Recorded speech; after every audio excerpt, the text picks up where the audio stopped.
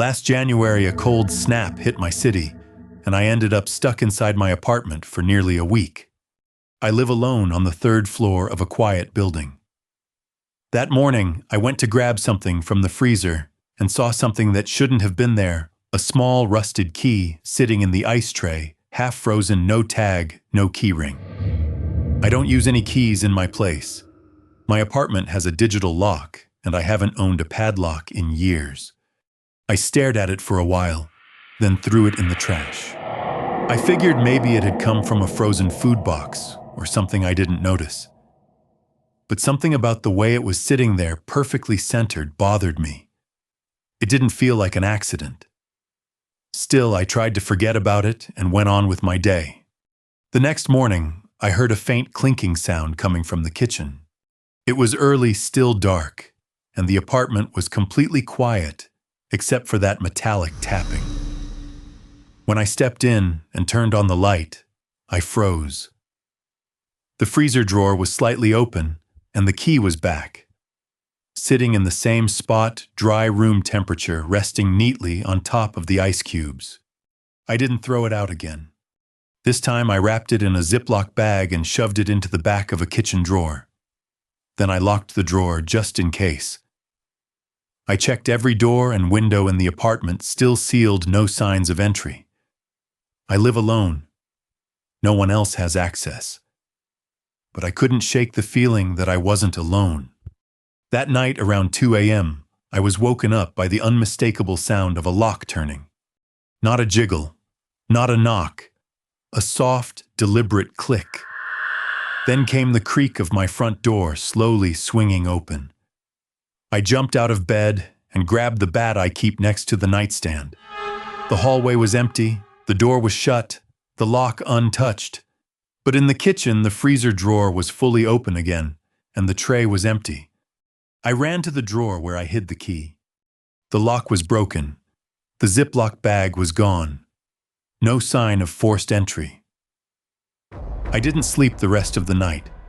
I just sat in the living room with the lights on, holding the bat, listening.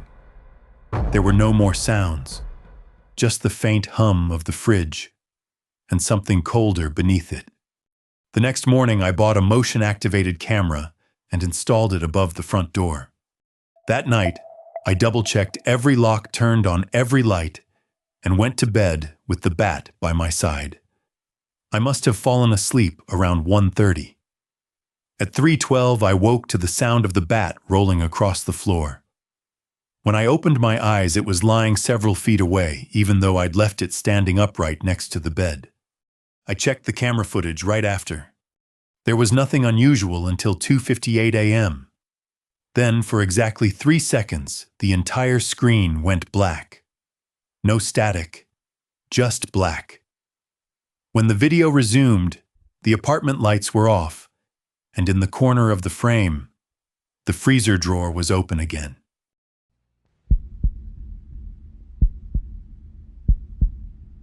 It happened during my second year of grad school when I moved into a cheap rental house just outside campus. The place was old, but I didn't mind. It had creaky floors, flickering lights, and a weird smell in the basement. Nothing I couldn't handle.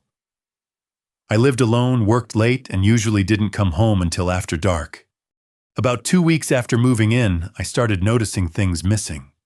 Small things, a spoon, a t-shirt, one of my socks.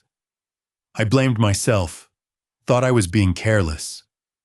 Until one night I found my TV remote sitting on the basement steps. I hadn't even opened that door in days. The basement was unfinished. Just a concrete floor, exposed pipes, and a wooden crawlspace door in the back wall. That door was nailed shut when I moved in, and I never touched it. But now the nails were gone. The door was hanging open about an inch. I closed it and shoved a heavy box against it. Then I stayed up all night listening. At around 3 a.m., I heard a faint scraping sound coming from the vent near the floor in my bedroom, like something hard dragging slowly across wood. When I leaned down to listen, it stopped. The next morning, I unscrewed the vent cover. Inside was just blackness, but the air drifting out of it smelled wrong, damp, and stale with a hint of sweat. That night I poured a circle of baby powder around the vent, and another around the bed, just to see. When I woke up, the powder had been disturbed.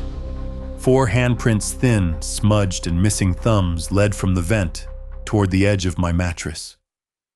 They stopped just short of the bed frame. I didn't sleep the rest of that night. I sat in the corner with the lights on.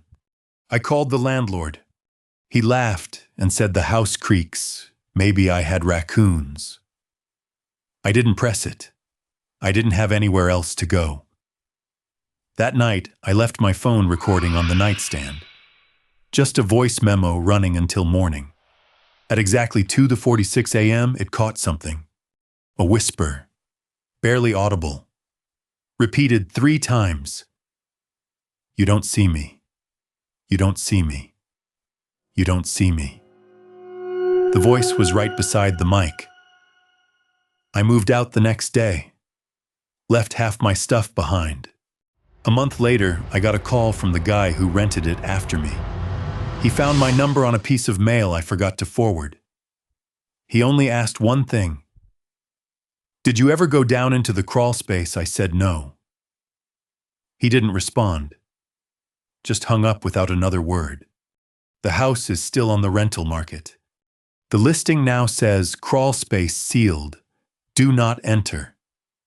But if you zoom in on one of the online photos, there's a vent in the far corner of the bedroom wall.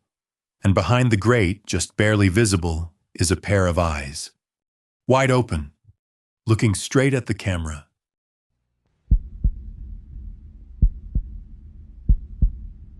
Two years ago, I moved into a top-floor unit in a quiet building in Chicago. My bedroom window looked out over a narrow alley facing the back of an older apartment complex across the way. At night, I liked leaving the blinds half open. It made the city feel less lonely. Soft lights glowing behind curtains, muted silhouettes shifting in other lives I didn't know. After about a week, I noticed one window that was always dark during the day, but lit up at exactly 100 a.m. every night. Same pale yellow glow. Same thick curtain slightly parted at the bottom. I never saw anyone. Just that light flicking on like clockwork, then off an hour later. One night I was working late and looked out at 1:15. The light was on as usual, but this time I saw a figure. Someone standing still behind the curtain, their face hidden, head tilted slightly toward the window. They didn't move. They didn't look away. I waited for them to turn off the light.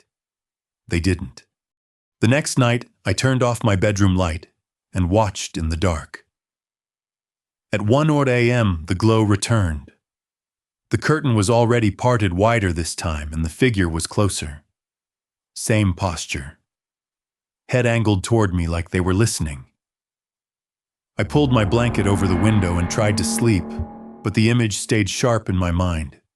At 3:00 a.m., I woke up to a sound, a light tap, then another. I sat up, not breathing.